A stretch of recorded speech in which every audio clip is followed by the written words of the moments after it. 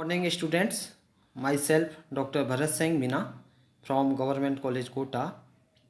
आज हम chemical bonding first में कोवेलेंट बॉन्ड के अंतर्गत bond energy and bond strength, then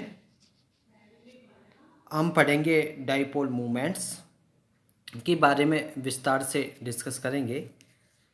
इससे पहले हमने similarities and dissimilarities of valence bond theory and molecular orbital theories and साथ ही हमने लास्ट लेक्चर में पढ़ा था multi centre bonding in electron deficient molecules. तो आइए सबसे पहले हम आज जिस टॉपिक पर डिस्कस करने जा रहे हैं वो है आपका बंद ऊर्जा एवं बंद सामर्थ्य। बंद ऊर्जा क्या होती है, किसे कहते हैं, ये हमको कैसे पता चलेगा।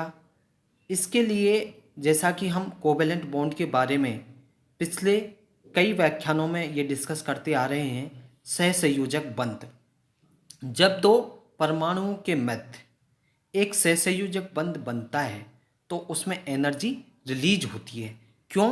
क्योंकि जो मॉलिक्यूल्स होते हैं वो एक स्थायी विन्यास में आकर किसका निर्माण करते हैं। जो एटम होते हैं वो एक स्थायी विन्यास में आकर एक मॉलिक्यूल बनाते हैं, और किसी बंध बनाने में जितनी अधिक ऊर्जा रिलीज होगी बना हुआ बंध उतना ही अधिक बॉन्ड स्ट्रेंथ का होगा, अर्थात हम कह सकते हैं कि वह बंध उतना ही अधिक मजबूत होगा।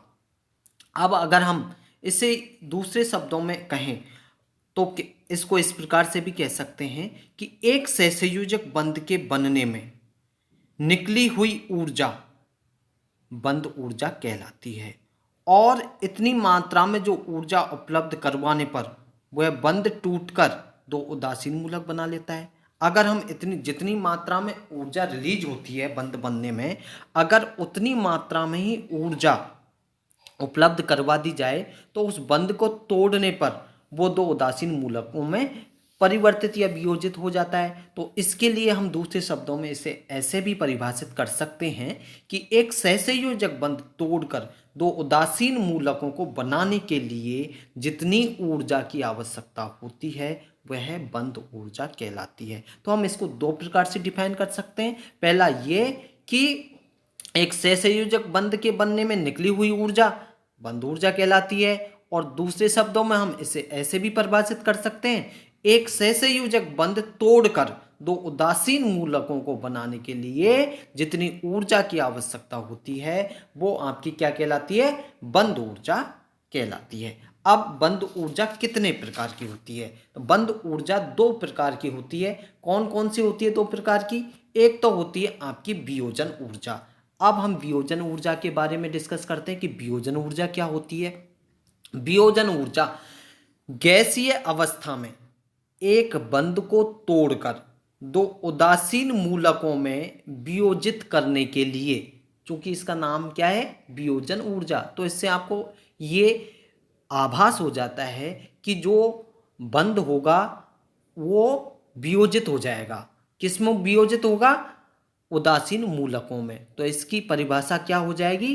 गैसीय अवस्था में एक बंध को तोड़कर दो उदासीन मूलकों में वियोजित करने के लिए जो आवश्यक एनर्जी होती है वो उसकी वियोजन ऊर्जा या डिसोसिएशन एनर्जी कहलाती है, और इसको हम रिप्रेजेंट करते हैं कैपिटल टी से। अगर हम इसका एग्जाम्पल लें तो आप देखिए ये H2O है। H2O एक मॉलिक्यूल है। जब इसको हमने इसका एक बंध तोड़ा तो ये दो उदासीन मॉलिक्यूल में वियोजित हो गया। कौन कौन से? HO, ओ उदासीन मॉलिक्यूल बन गया है, और ये बन गया H भी एक उदासीन मॉलिक्यूल में वियोजित हो गया है। और इसकी जो इस बंध को तोड़ने के लिए जो आवश्यक ऊर्जा है, जिसे हम डिसोसिएशन एनर्जी या वियोजन ऊर्जा कह रहे हैं, उसका मान है 118 किलो कैलोरी प्रति मोल।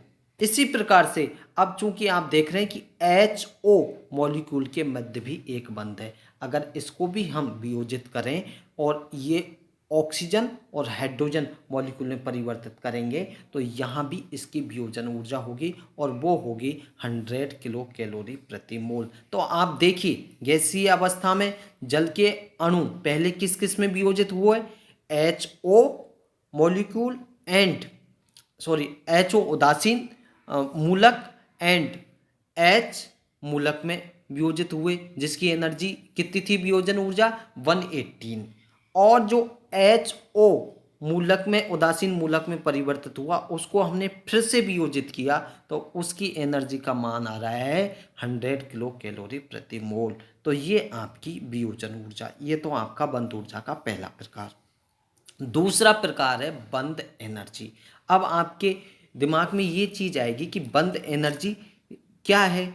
बंद ऊर्जा हमने इससे पहले पढ़ा था और ये इसके टाइप में भी बंद ऊर्जा है, लेकिन दोनों में अंतर है। दोनों में क्या अंतर है, किसी अणु के विभिन्न बंधों की, ध्यान दें, किसी मॉलिक्यूल के विभिन्न, उस मॉलिक्यूल के साथ जितने बंध बने हुए हैं उनकी वियोजन ऊर्जाओं का एवरेज, जैसे सपोज करो H2O में आपके दो बंध हैं, कौन कौन से बंध हैं, HO और H। जब इसको हमने वियोजित करा फर्स्ट टाइम तो इसकी वियोजन ऊर्जा का मान 118 किलो कैलोरी प्रति मोल आ रहा था। और जब HO मूलक को हमने H और O मूलक में परिवर्तित किया तो इसकी जो वियोजन ऊर्जा थी उसका मान आ रहा था 100 किलो कैलोरी प्रति मोल। तो दोनों का अलग अलग आया डिसोसिएशन एनर्जी।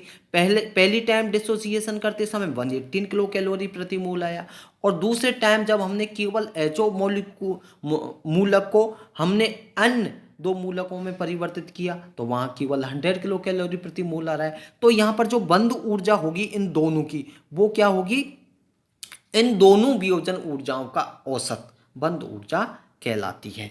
और डाई एटॉमिक मॉलिक्यूल के लिए बंद ऊर्जा और वियोजन ऊर्जा का मान एक ही होता है, अर्थात हमें इसे कह सकते हैं कि डी, कैपिटल डी किसको, डिसोसिएशन एनर्जी को रिप्रेजेंट करता है और बंद एनर्जी कैपिटल ई को रिप्रेजेंट करता है। तो हम इसे कह सकते हैं डी इक्वल किसके होगा, ई के। क्यों, क्योंकि इन अणुओं में केवल एक ही बंध होता है और एवरेज का तो कोई प्रश्न उठेगा ही नहीं जब एक ही बंध होगा तो। लेकिन जो बहुपरमाणुवीय अणु हैं उनके लिए हमें पहले क्या ज्ञात करनी पड़ेगी, वियोजन ऊर्जा।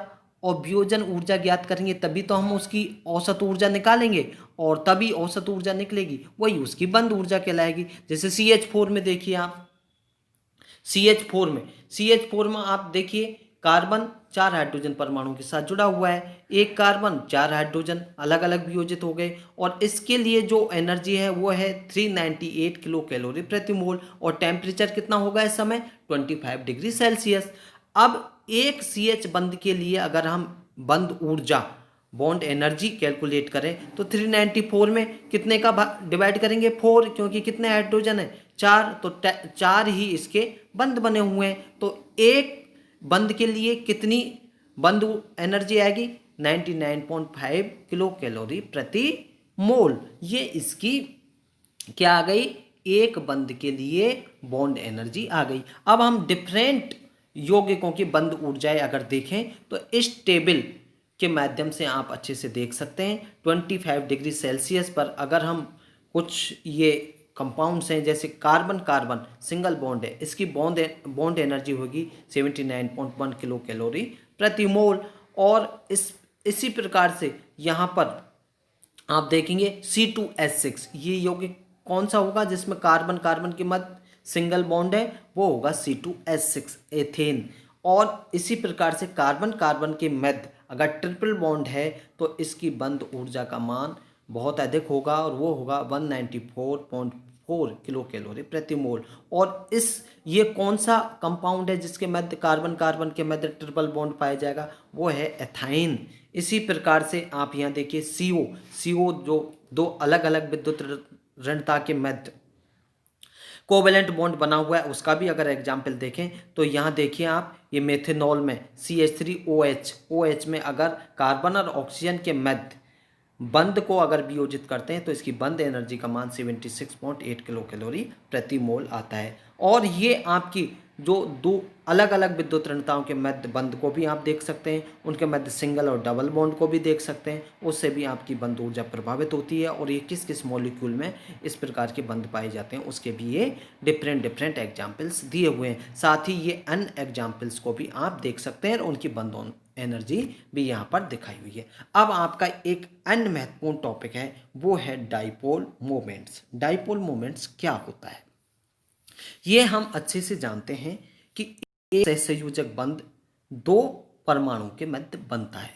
और वो दोनों परमाणु समान विद्युत ऋणता के भी हो सकते हैं और असमान विद्युत ऋणता के भी हो सकते हैं। अंतर क्या होगा, जब दो समान विद्युत ऋणता के परमाणु के मध्य सहसंयोजक बंध बनेगा तो जो साझे का इलेक्ट्रॉन युग्म है उस पर दोनों ही परमाणु का समान रूप से अधिकार होगा और समान रूप से आकर्षित होंगे। तो उन दो समान विद्युत ऋणता के परमाणु के मध्य बनने वाला बंध कैसा कहलाएगा, आपका नॉन पोलर सहसंयोजक बंध कहलाएगा, या कहें हम नॉन पोलर कोवेलेंट बॉन्ड कहलाएगा। और वहां पर हम इस टर्म का उपयोग कर सकते हैं।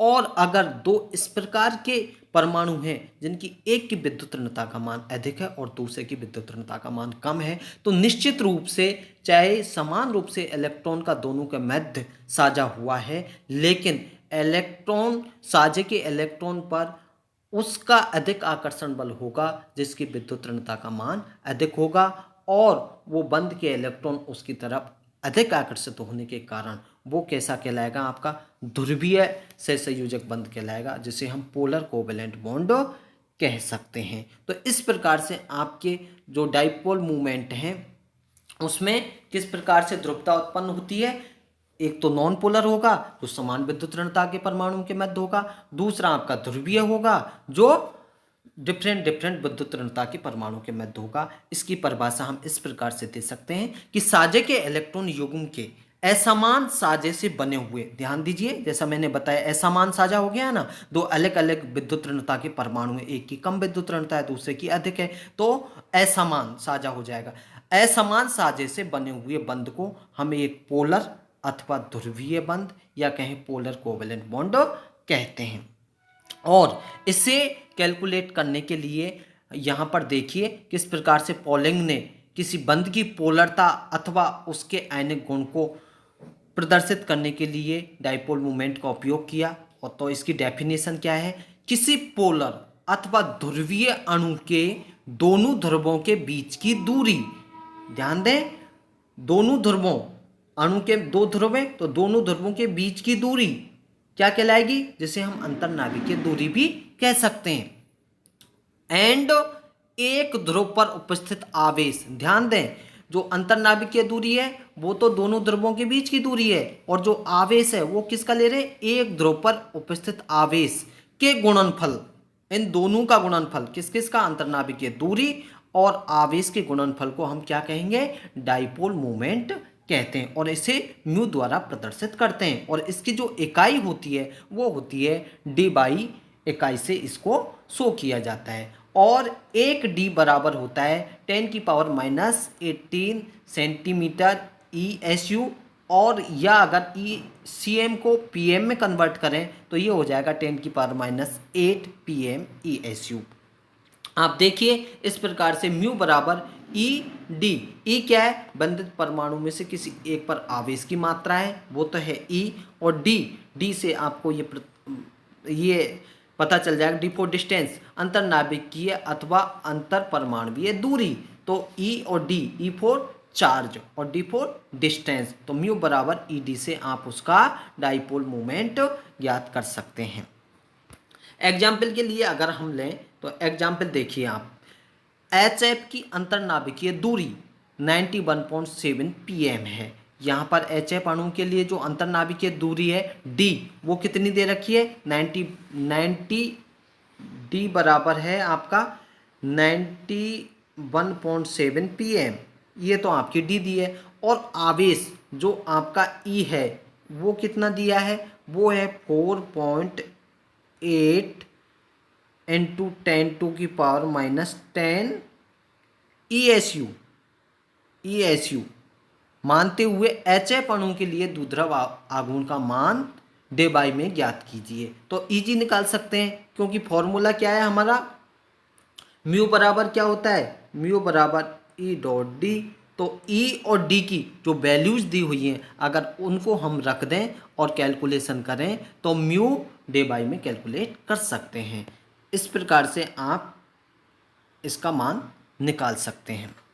इसी प्रकार से अगर द्विध्रुव आघूर्ण से प्रतिशत आयनिक गुण अगर हम निकालें तो किस प्रकार से निकालेंगे, उसका भी एक फॉर्मूला दिया हुआ है। किसी यौगिक के द्विध्रुव आघूर्ण के मान कई प्रायोगिक विधियों द्वारा ज्ञात किया जा सकते हैं, और पॉलिंग ने द्विध्रुव आघूर्ण की सहायता से किसी यौगिक में प्रतिशत आयनिक गुण को ज्ञात करने के लिए एक रिलेशन दिया। क्या रिलेशन दिया, उन्होंने बताया कि प्रतिशत आयनिक गुण किसके बराबर होता है, द्विध्रुव आघूर्ण के प्रायोगिक मान अपॉन यौगिक को 100% आयनिक मानते हुए द्विध्रुव आघूर्ण के परिकलित एंड सैद्धांतिक सैद्धांतिक मान इनटू 100। तो इसको हम कैसे, ये क्या फॉर्मूला निकल के आया, प्रतिशत आयनिक गुण बराबर हो गया mu upon E D into 100। तो इससे आप किसी के प्रतिशत आयनिक गुण निकाल सकते हैं। उदाहरण के लिए अगर आप देखें तो उदाहरण हम ले रहे हैं HF का पुनः।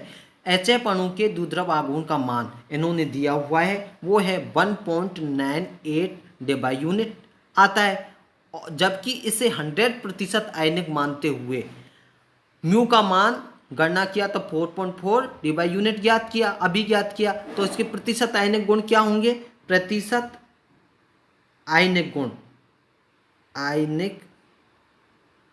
गुण बराबर क्या होगा HF के लिए, HF के लिए ये वैल्यू आएगी 1.98, तो ये इसका प्रायोगिक वैल्यू है, और HF के लिए हमने इसका म्यू निकाला था 4.4 इंटू 100 कर दिया। तो इसमें जो प्रतिशत आयनिक कैरेक्टर होंगे वो होंगे आपके 45%, किसमें, HF में। ठीक है, तो इस प्रकार से आप इसके प्रतिशत आयनिक गुण भी निकाल सकते हो। Thank you.